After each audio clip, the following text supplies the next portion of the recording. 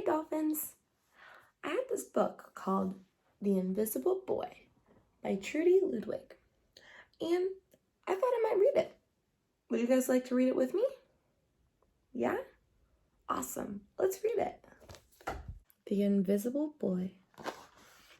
Can you see Brian, the invisible boy? Even Mrs. Carlotti has trouble noticing him in her classroom. She's too busy dealing with Nathan and Sophie.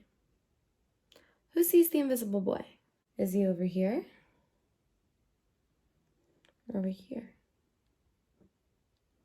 Yeah, it's him right there. Nathan has problems with what Mrs. Carlotti calls volume control. He uses his outside voice inside too much. Sophie whines and complains when she doesn't get her way. Nathan and Sophie take up a lot of space. Brian doesn't. When the bell rings for recess, Micah and JT take turns choosing kids for their kickball teams. The best players get picked first. Then the best friends of the best players. Then the friends of the best friends. Only Brian is left, still waiting and hoping. JT glances in Brian's direction and, just as quickly, looks away. We've got enough players for each team, he tells the others. Let's play ball. Aw, does the invisible boy look happy or sad that he didn't get picked for the team? Yeah, I think he looks kind of sad. In the cafeteria, Madison and her friends talk about her birthday party. The rope swing over the pool was awesome, says JT. Yeah, so was the water slide, adds Fiona. That was the best pool party ever. I'm so glad you guys had fun, says Madison. Everybody did, except Brian. He wasn't invited. Oh. Do you think Brian would have wanted to go to the pool party with everybody else? Yeah, I think so too. At choosing time, while the other kids play board games and read, Brian sits at his table doing what he loves to do best. He draws fire-breathing dragons scaling tall buildings, space aliens locked in intergalactic battles, greedy pirates digging for treasure, and superheroes with the power to make friends wherever they go. Thank you for toasting my marshmallows. I got you now. Crackers? Arg. Yay! Hi. Hi, friend. Have a cookie. On Monday morning, Mrs. Carlotti introduces Justin, a new student, to the class. Brian smiles shyly at him. Some of the other kids sneak looks at Justin, trying to figure out if he's cool enough to be their friend. They haven't quite made up their minds yet. At lunch, Madison and JT watch Justin eat with chopsticks.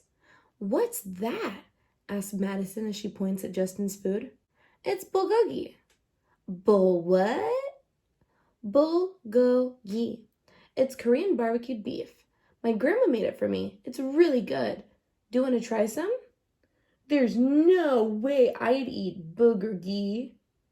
And the kids laugh. All of them. That is, except Brian. He sits there wondering which is worse, being laughed at or feeling invisible.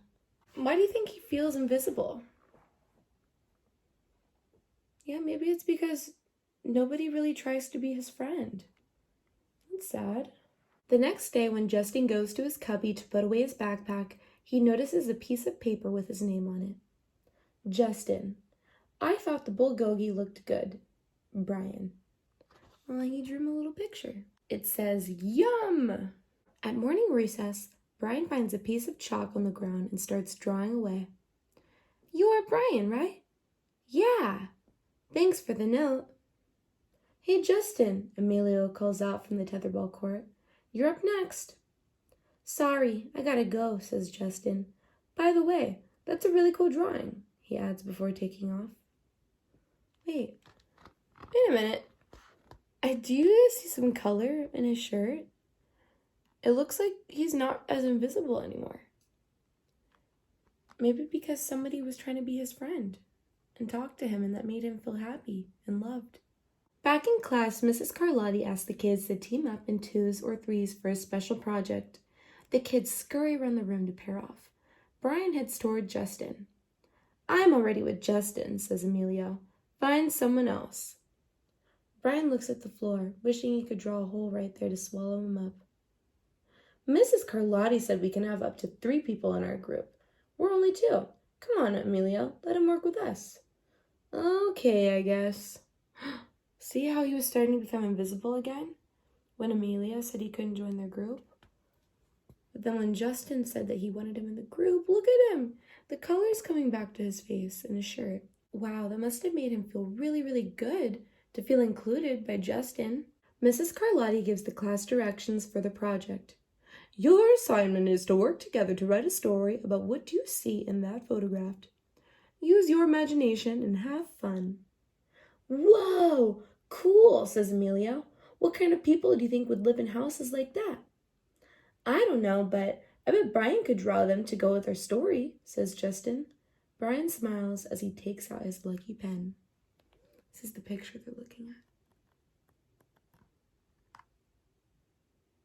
See, they're all doing the project together, having fun. And is the invisible boy so invisible anymore? Yeah, he doesn't look invisible to me anymore. It's so nice. And this is the story they made up about the picture. What do you think that story says? There's a pirate in a house, and a dinosaur, and a shark. It's lunchtime again. Brian's least favorite part of the day. Another 20 long minutes of kids talking and laughing with everyone else.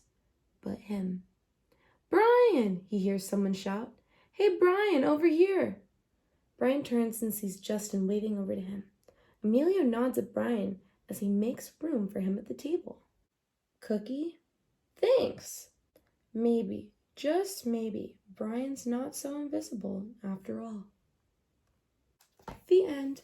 Wow, I really liked that story. And the invisible boy turned out to not even be invisible at all. He just felt invisible because nobody in his class really included him, and that made him feel really lonely and sad. That's why it's so important to include our friends and make sure that everyone knows that they're our friends. So, if you see someone all by themselves that looks a little lonely and might want to join in, invite them to play with you. You just might make their day and make them feel a little less invisible. Well, friends, thank you for reading the story with me. Goodbye!